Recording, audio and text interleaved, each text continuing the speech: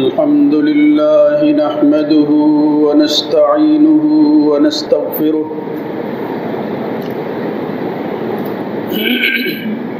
ونعوذ بالله من شرور أنفسنا ومن سيئات أعمالنا من يهده الله فلا مضل له ومن يضلل فلا هادي له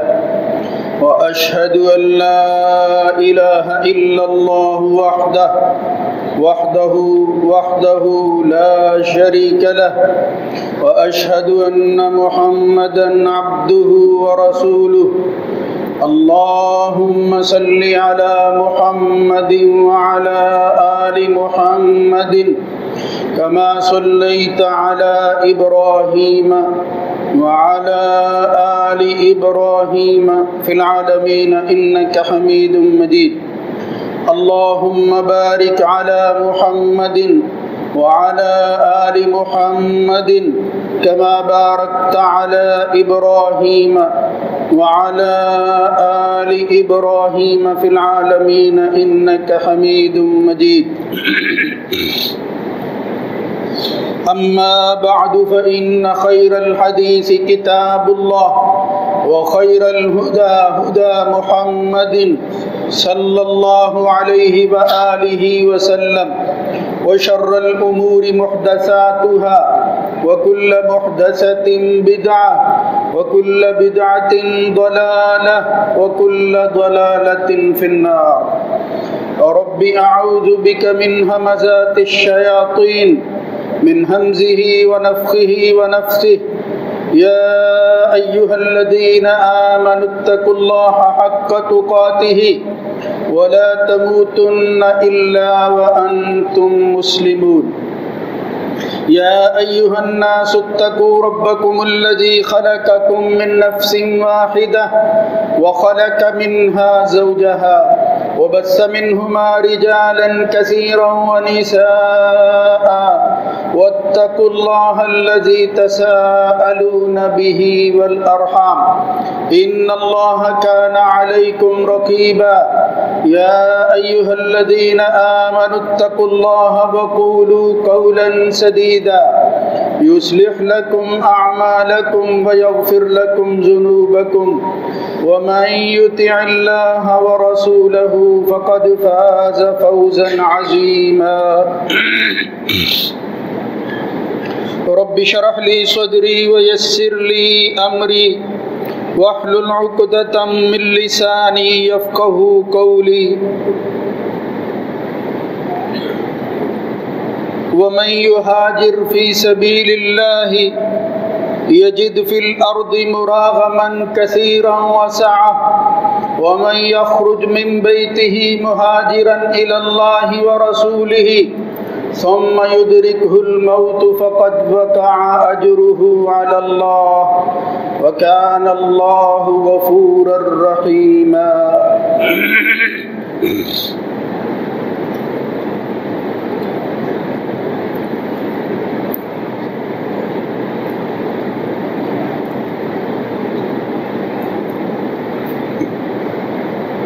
اور جو اللہ کے راستے میں زمین میں ہجرت کرتا ہے وہ اسی دنیا اور زمین میں پناہ کی جگہ بھی پالے گا اور کثرت کے ساتھ اس کو وسعت، فراخی اور کشادگی بھی نصیب ہو جائے گی۔ جو شخص اپنے گھر سے ہجرت کرتے ہوئے نکلتا ہے اس کی ہجرت اللہ کی طرف ہے، اس کے رسول کی طرف ہے، تو اللہ پر اس کا اجر لازم ہو جاتا ہے۔ اللہ تعالیٰ تو بہت ہی بخشنے والا، رحم کرنے والا۔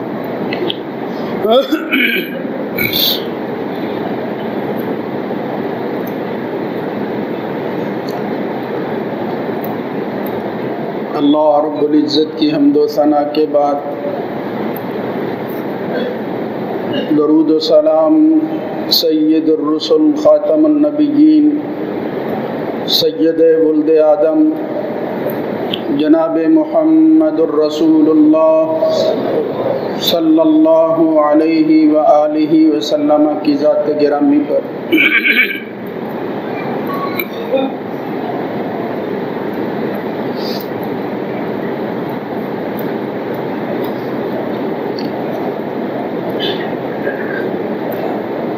ایمان اور سلامتی کی زندگی بہت بڑی سعادت ہے اگر کسی کو نصیب ہو جائے۔ اس حیاتی میں انسان ہر وقت تگ و دو میں لگا رہتا ہے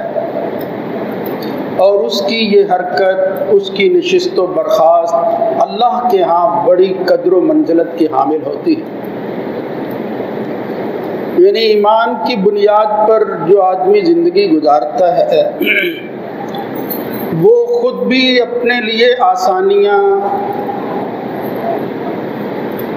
اور آسائشیں پیدا کرتا ہے اور دوسروں کے لیے بھی ایک نمونہ بن کر کھڑا ہوتا ہے۔ ان میں سے ہر آدمی اپنی جگہ پر ایک جماعت اور ملت کی حیثیت رکھتا ہے، کسی دوسرے کی طرف نہیں، صرف اپنی ذات کی طرف دیکھتا ہے کہ اسے اپنے اعمال کا جواب دہ ہونا ہے اس مالک حقیقی کے سامنے۔ زندگی کی یہ سانسیں جو آ اور جا رہی ہیں، ہر گزرتے لمحے کے ساتھ وہ ماضی کا حصہ بنتی جا رہی ہیں۔ دن، ہفتے، مہینے اور پھر سالوں کے سال اس کی زندگی کے اندر گزرتے ہیں۔ کچھ لوگ اس کو اپنے لیے بڑی خوشی کا سامان سمجھتے ہیں کہ انہوں نے زندگی کا ایک اور سال مکمل کر لیا ہے، جبکہ حقیقت یہ نظر آتی ہے کہ انسان اپنی زندگی کا ایک سال کم کر لیتا ہے۔ جس سفر کی طرف وہ رواں دوا ہے اس میں وقت جو ہے وہ گزرتا گیا ہے، حتیٰ کہ سال جو ہے وہ اس کے ہاتھ سے نکل گیا ہے۔ لیکن آزمائش کی دنیا میں مایوسی گناہ ہے۔ امید اور اللہ رب العزت کے فضل اور رحمت کو ہر وقت تلاش کرتے رہنا چاہیے۔ اگر ایمان اور سلامتی والی زندگی نصیب ہے تو پھر واقعتاً اس کو شکر کا راستہ اختیار کرنا چاہیے، اترانا نہیں چاہیے، فخر نہیں کرنا چاہیے۔ اس کے متعلق بے شمار روایات جو ہیں وہ نبی کریم صلی اللہ علیہ وسلم کے ان اقوال اور افعال کے ذخیروں میں موجود ہے جو اہل علم نے مرتب کیے۔ آج ہم اپنی زندگی کے ایک سال گزار چکے ہیں، دوسرے میں داخل ہو رہے ہیں،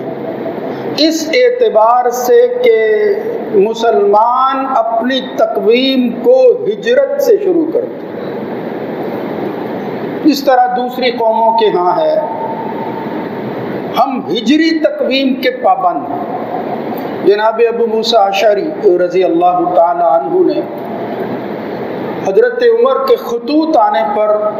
بطور مشاورت ان سے یہ بات کی تھی کہ ہماری دستاویز کے اندر، ہمارے خطوط میں تاریخ کا اندراج نہیں ہوتا،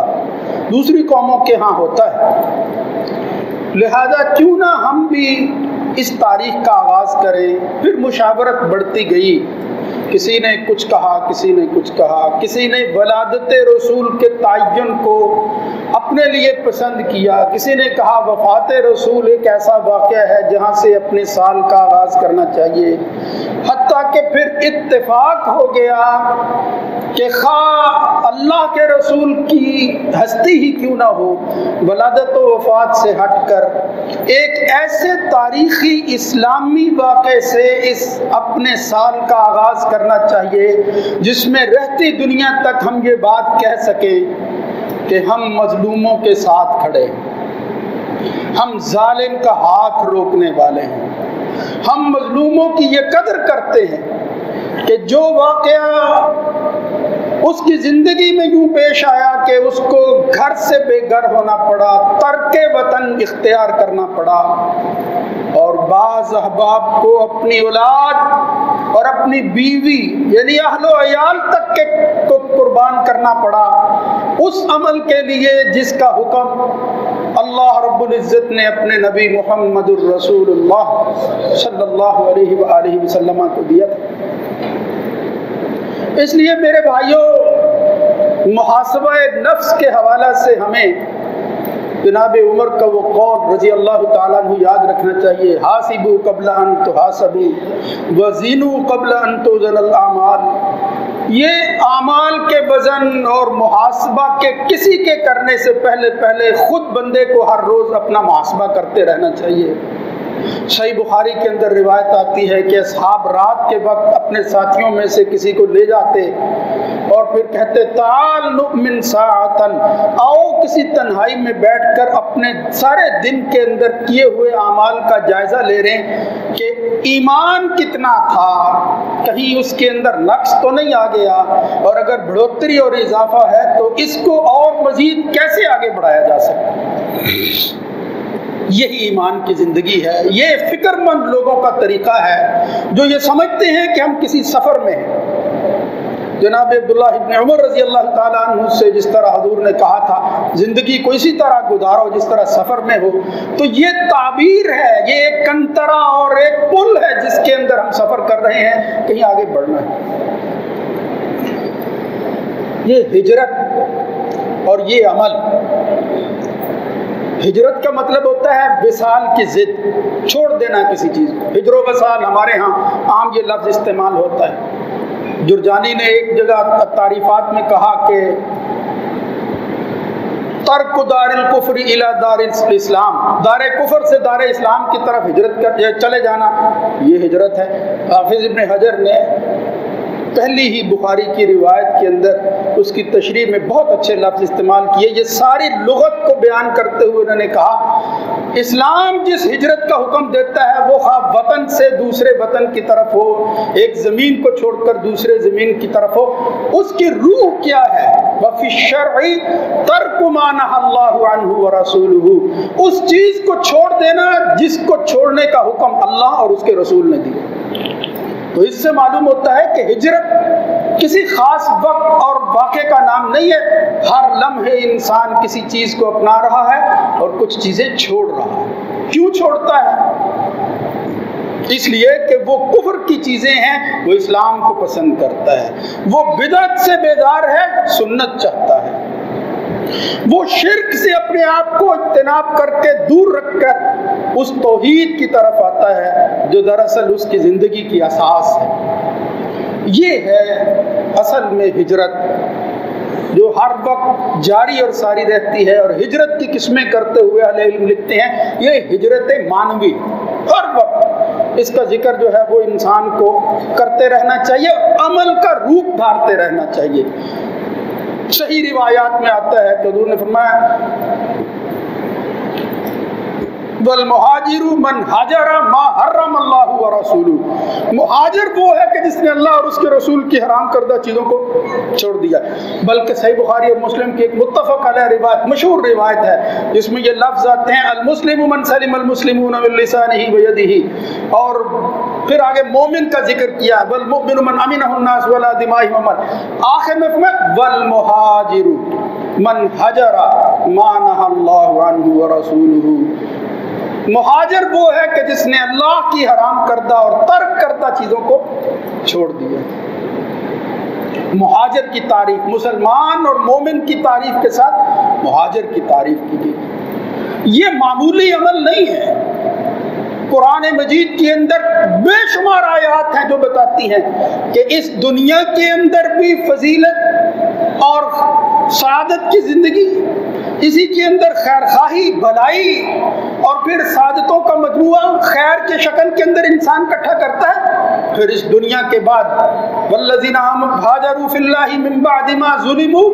لنبوئنہم فی الدنیا حسنہ ولاجر الآخرۃ اکبر لو کانوا یعلمون، حسنات تو دنیا میں دے ہی گئے اس کے بدلے میں، لیکن آخرت کے اندر جو اللہ نے اجر رکھا ہے وہ بہت بڑا۔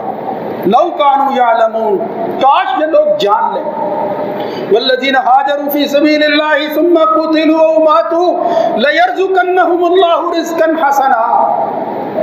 آج رزق کی تلاش کے اندر آدمی اپنے وطنوں کو ضرور چھوڑتے ہیں، دور دراز جاتے ہیں، غیروں کی زمین کے اندر بھی جاتے ہیں،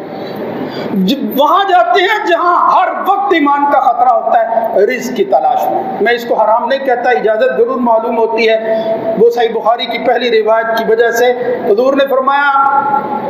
انما الاعمال بالنیات وانما لکل امرئ ما نوى، جو آدمی جو عمل کرتا ہے نیت کے مطابق اس کو وہ چیز مل جاتی ہے۔ فمن كانت هجرته الى الله ورسوله فهجرته الى الله ورسوله ومن كانت هجرته الى دنیا يصيبها او امرأة ينكحها فهجرته الى ما هاجر اليه۔ دنیا اور پھر دنیا کے اندر پائی جانے والی چیزوں کے لیے اگر آدمی ہجرت کرتا ہے اجازت ضرور ہے، مگر پسندیدہ عمل کیا ہے؟ ابو داؤد میں ایک روایت آتی ہے، محمد الرسول اللہ صلی اللہ علیہ وسلم فرماتے ہیں کہ حضور کہ جب میں نے تمہیں کسی چیز کی طرف بھیج دیا ہے تو اس میں پابندی کرنی ہے۔ صحابی بیان کرتے ہیں، غالباً حضرت جریر ابن عبداللہ وہ کہتے ہیں کہ بعث رسول اللہ صلی اللہ علیہ وسلم سریۃ الی خصم، خصم قبیلے کی طرف جو ہے وہ حضور نے ایک سریہ بھیجا، لشکر کو روانہ کیا۔ فاعتصم الناس من السجود، کچھ لوگوں نے جان بچانے کی خاطر سجدے کرنے شروع کر دی، نمازیں جو ہے وہ پڑھنا شروع کر دی۔ فاسرع القتل، مگر ان کو قتل کرنے میں جلدی کر دی گئی، قتل کر دیا ان کو دوسرے کافروں کے ساتھ بھی اہل اسلام نے۔ فبلغ ذلك النبی صلی اللہ علیہ وسلم، محمد الرسول اللہ صلی اللہ علیہ وآلہ وسلم کے پاس یہ بات پہنچی۔ امر لهم بنصف العقل، تو حضور نے کہا کوئی یہ نہ کہے کہ یہ کلمہ گو کو بھی اب نہیں چھوڑتے، حالانکہ معلوم تھا کہ وہ کیوں پڑھ رہے ہیں، لیکن فرمایا میں اعلان کرتا ہوں کہ اس کو نصف دیت دے دی جائے، جو اس حالت کے اندر کہ وہ سجدہ کر رہا تھا، لوگوں نے کہا جان بچانے کی خاطر کر رہا ہے، نصف دیت اس کی ادا کر دی جائے۔ اہل اسلام کی طرف سے حضور نے یہ حکم دیا، اور پھر ساتھ ہی وہاں اللہ کے نبی صلی اللہ علیہ وسلم نے ایک اعلان کیا، فرمایا انا بریء من کل مسلم مقیم بین اظہر المشرکین۔ مسلمان مشرکوں کے ہاں رہے، وہ پناہ ڈھونڈتا ہے کافروں کی سرزمین کے اندر۔ فرمایا جو آدمی مقیم ہے وہ مشرکوں کے ہاں رہنا چاہتا ہے، میں محمد اس سے جو ہے وہ برات کا اعلان کرتا ہوں، میرا ذمہ ختم ہو جاتا ہے، میں کوئی اس کی ذمہ داری نہیں لیتا کہ اس کے ساتھ کیا ہونے والا ہے۔ یہ تو میں نے لوگوں کے طعنوں سے بچنے کے لیے یا ان کے اس عمل سے جو صرف نظر آ رہا تھا ایک اعلان کر دیا، اور پھر میں نے دیت کا جو ہے وہ حکم دیا ہے، ورنہ انا بریء ممن یقیم، بعض دفعہ یہ لفظ آتے ہیں بعض جگہ پر ممن یقیم بین اظہر المشرکین۔ انہوں نے کہا یا رسول اللہ لما، یہ کیوں آپ نے کہا؟ اللہ کے رسول نے کہا کفر اور اسلام کا فرق برقرار رکھنا چاہیے، مسلمان کیسے جو ہے وہ کافروں کے ساتھ رہ کر آزادی کی زندگی گزار سکتا ہے۔ یہی ہمارے ملک کے حصول کو دیکھ لے،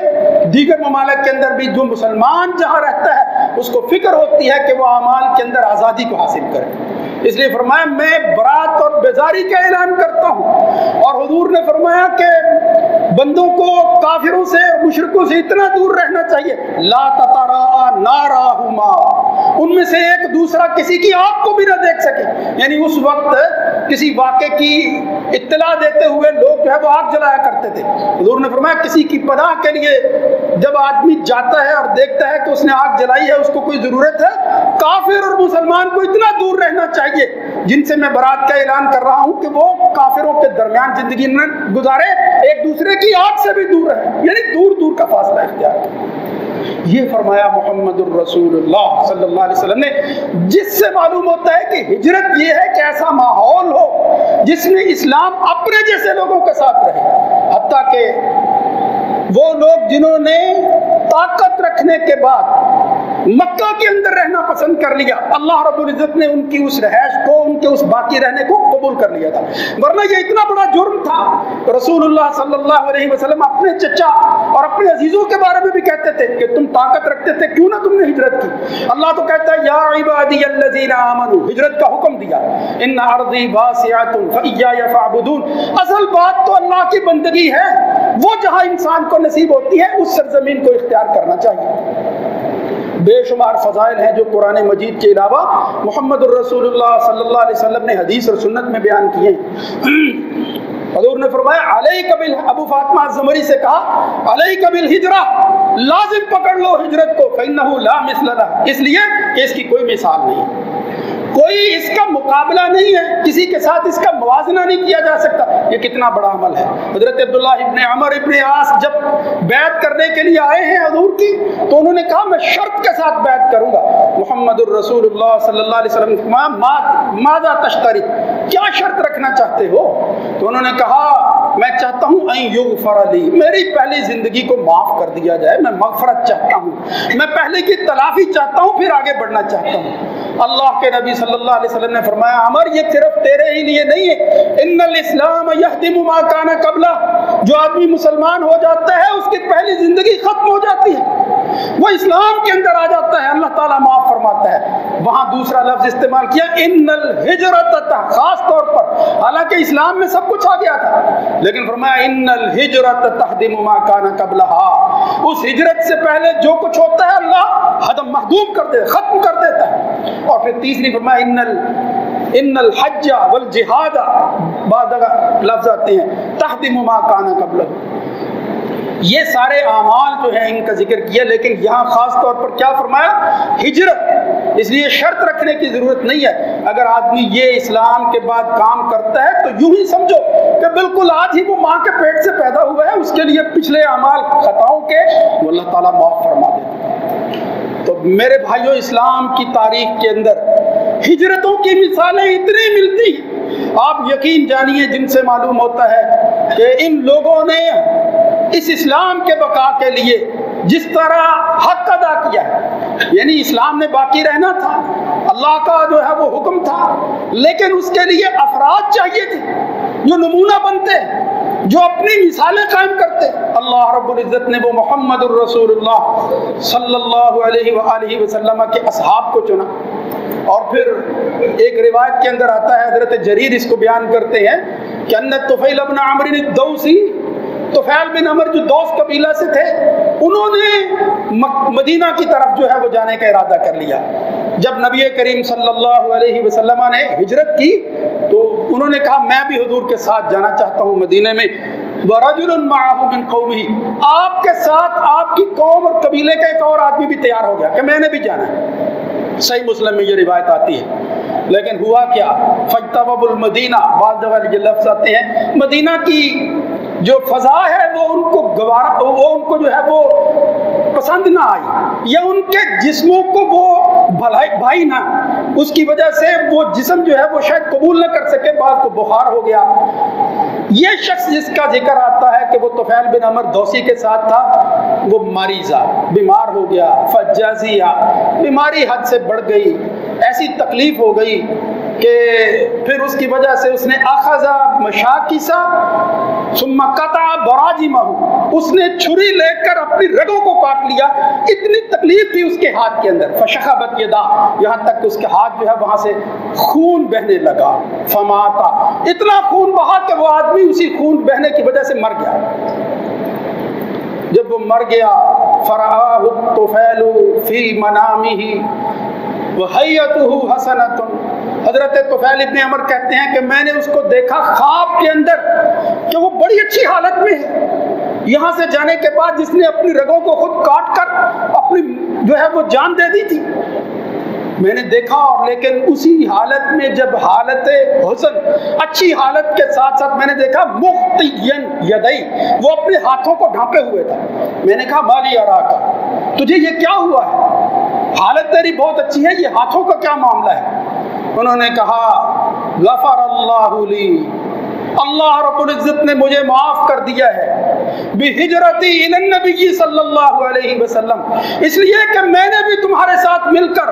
کسی جگہ کو چھوڑا تھا، کہیں سے میں نے جو ہے وہ ترک وطن کیا تھا، اور ہجرت کا عمل کرنے کے بعد میں نے اللہ کے رسول کو پسند کر لیا تھا۔ अल्लाह के रसूल के साथ आ गया, उसकी वजह से हुआ क्या, अल्लाह ने मेरा अंजाम बखैर कर दिया है। मेरी अच्छी हालत तुम देख रहे हो, लेकिन ये जो मेरे हाथ इस तरह मैंने ढांपे हुए हैं, अल्लाह रब्बुल इज्जत ने कहा लन तुस्लिहा बिन कमा अफसदता, ये जो फैसला तूने अपने हाथों के साथ किया है, अब तेरे हाथ जो हैं वो उसी तरह रहेंगे जिस तरह तूने इस दुनिया के अंदर उनके साथ वो काम करके अपनी मौत को जो है वो मेरे साथ जो है वो मिला दिया और फिर तू यहाँ पहुंच गया। यानी हाथ जो है वो उसी तरह चल रहेंगे। फ़क़स्सहत तुफ़ैलु अला रसूलिल्लाहि सल्लल्लाहु अलैहि वसल्लम, कुर्बान जाए उस नबी करीम सल्लल्लाहु अलैहि वसल्लम पर। हज़रत तुफ़ैल इब्न अमर ने अपना ख्वाब सुनाया नबी करीम सल्लल्लाहु अलैहि वसल्लम को, या रसूल अल्लाह, वो जो अपनी ही मौत के साथ मरने वाला, अपने हाथों से ये सब कुछ करने वाला, अल्लाह ने जन्नत में उसको जो है वो बड़ी अच्छी हालत में रखा है, मैंने खुद देखा।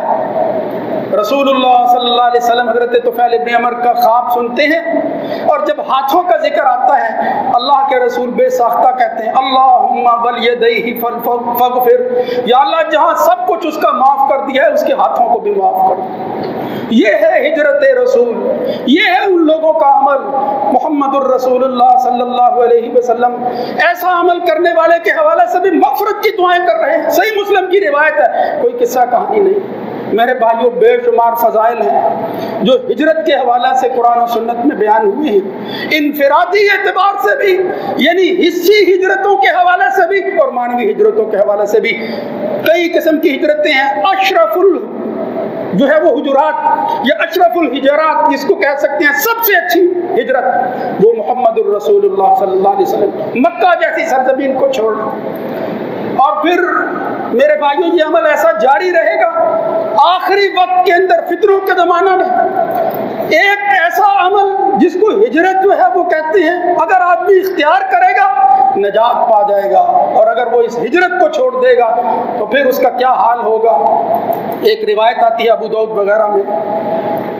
रसूलुल्लाह सल्लल्लाहु अलैहि वसल्लम ने फरमाया सतकूनु हिजरतुम बाद हिजरतिन, ये हिजरतें जारी रहेंगी, होती रहेंगी, यहाँ तक कि ये हिजरतें बढ़ती बढ़ती एक ऐसे वक्त में पहुंच जाएंगी, कुर्बे क़यामत के वक्त, फ़ख़यारुहुम मन हाजरा इला महाजरी इब्राहीम, और उन लोगों में बेहतरीन वो आदमी होगा जिसने उस जगह की तरफ हिजरत की जहां इब्राहीम अलैहिस्सलाम ने हिजरत की थी। यानी वो शाम की सरजमीन, वो फ़लस्तीन का इलाका, वो सारी पट्टी, इसको शाम के लफ्ज़ के साथ ताबीर किया मुहम्मदुर रसूलुल्लाह सल्लल्लाहु अलैहि वसल्लम ने, और वहाँ फिर साथ ही कहा वयब्का शिरारुन नास फिल अर्ज़, बाकी हिजरत के बाद, यानी उस महाजर इब्राहीम के अलावा जो लोग बाकी बचेंगे वो बुरी तरीन जिंदगी गुजारेंगे। शिरारुन नास, हत्ता कि हालत ये हो जाएगी कि वो होंगे माल क़िरादती वल खनाज़ीर, वो बाकी जिंदगी गुजारेंगे, वो बंदरों के साथ गुजारेंगे और खंजीरों के साथ गुजारेंगे। यानी फिर कुफर यहाँ तक पहुँच जाएगा, फिर इंसानों के साथ वो नहीं रहेंगे, और फिर वो बढ़ते बढ़ते इन्हीं के साथ बातू इदा बातू, वो रात गुजारेंगे जहाँ वो रात गुजारेंगे, और फरमाया तकीलु माहुम इदा कालू, जब वो कैलूला करेंगे ये भी कैलूला करेंगे। यानी फिर इंसानों के साथ जिंदगी गुजारने से महरूम होकर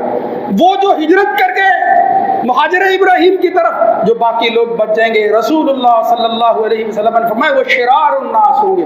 बुरे तरीन लोग होंगे, फिर वो इंसानों के साथ रहने के काबिल नहीं होंगे। जो हिजरत जैसे अमल को न इख्तियार कर सका वो फिर खंजीरों और बंदरों के साथ। ये आखिरी ज़माने की बात है जो रसूलुल्लाह सल्लल्लाहु अलैहि वसल्लम ने बयान की। मेरे भाइयों, हम अपने हिजरी साल का आगाज़ कर रहे हैं, जहाँ हमें बड़ी तमन्नाएं हैं वहाँ हमें मुहासबा करते रहना चाहिए, क्या खोया है